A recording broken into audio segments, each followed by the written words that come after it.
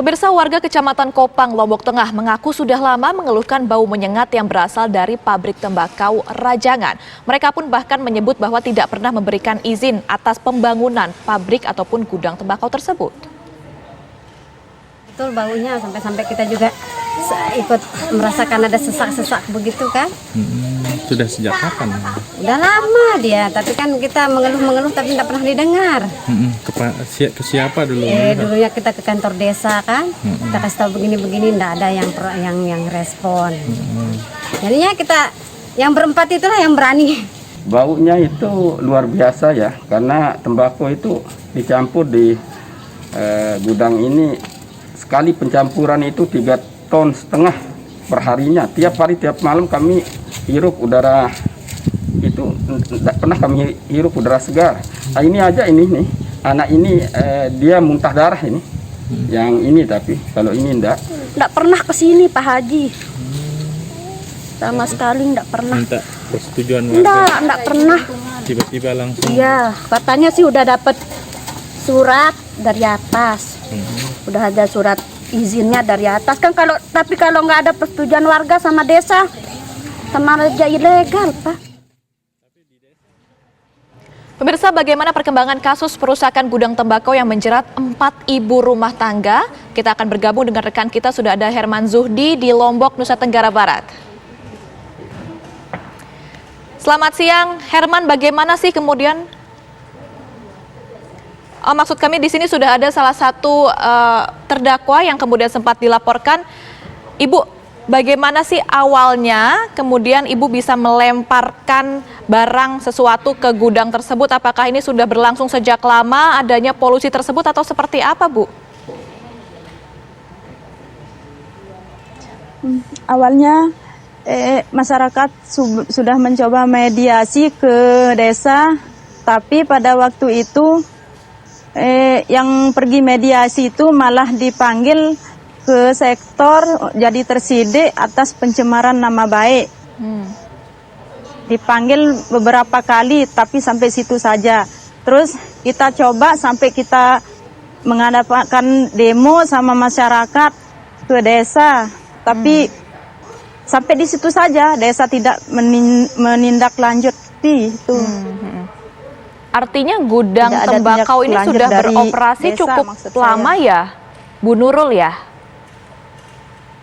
Dari 2005, Mbak. 2005. Oke, nah ini kan sebelumnya sempat ditahan ini Ibu Nurul dan kawan-kawan ibu-ibu yang lain mungkin ya.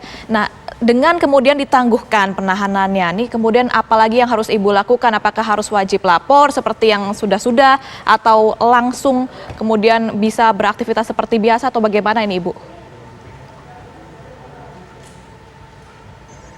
Iya, sidangnya nanti hari Kamis, terus setelah itu mungkin wajib lapor.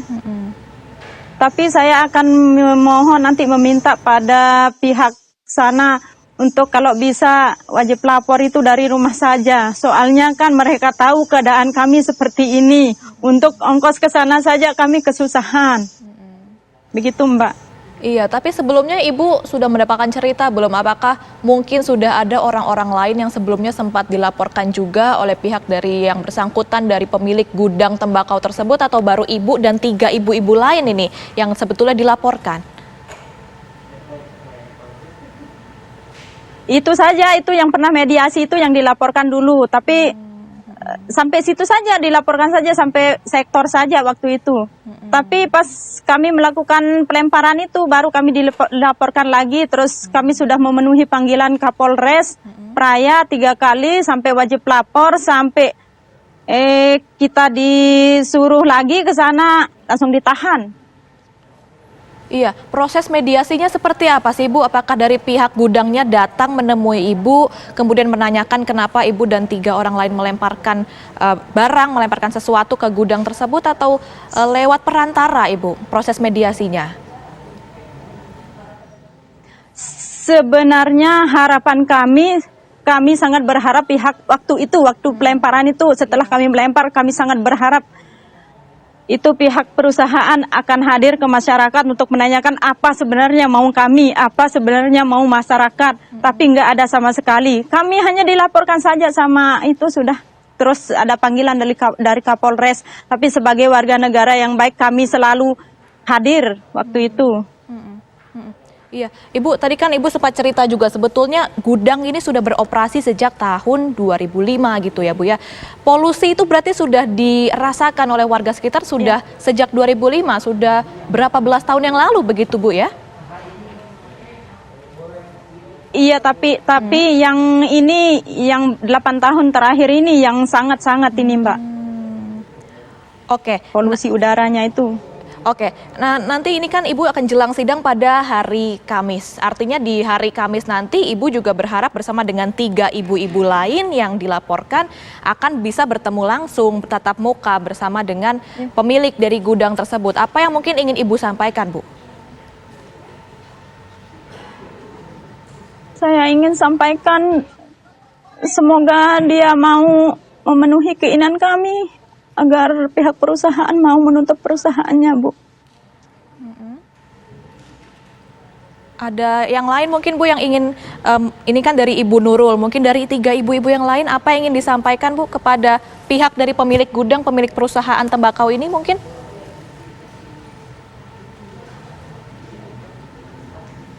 Sama saja, ini sudah keinginan kami satu sudah, Mbak. Agar dihentikan, ditutup ya untuk Soalnya operasional. selama ini, iya ditutup. Iya, soalnya kan Mbak, selama ini kami di sini merasa sakit, keluh kesah kami nggak ada yang dengar. Terus ini anak-anak kami, keluarga kami banyak yang sesak napas. Itulah yang menyebabkan kami sampai kami dijerumuskan dalam penjara, Mbak. Tapi yang sampai parah ini mungkin Ibu sebagai masyarakat di sana yang harus merasakan polusi tersebut, penyakit apa yang kemudian sampai harus mengenai anak-anak Ibu, kemudian keluarga dan juga tetangga-tetangga lain, Bu? Tadi informasinya kita dengar sampai ada yang muntah darah bahkan. Ya, sesak napas, sakit dada, muntah darah, itulah sakit leher. Ada yang muntah darah. Sepupu saya pun meninggal karena sesak napas. Waktu itu sempat dia dibawakan oksigen ke rumahnya. Terus meninggal dia. Iya, artinya sudah sampai ada yang meninggal Dulu dunia. saya pun ya? pernah jadi karyawan di sana, Mbak. Bagaimana Bu ketika Iya, jadi karyawan dulu di sana? saya pun pernah kerja di sana, Mbak. 1 minggu saja waktu itu saya lagi hamil. Saya masih ingat betul itu. Terus saya nggak tahan baunya, namanya waktu itu saya hamil, jadi saya itulah nggak tahan baunya. 1 minggu saja saya di sana. Terus lama-lama saya melahirkan, pas 4 bulan anak saya sesak napas. Terus kata dokter dikira saya sering merokok, tapi saya nggak pernah merokok waktu itu, jadinya anak saya meninggal.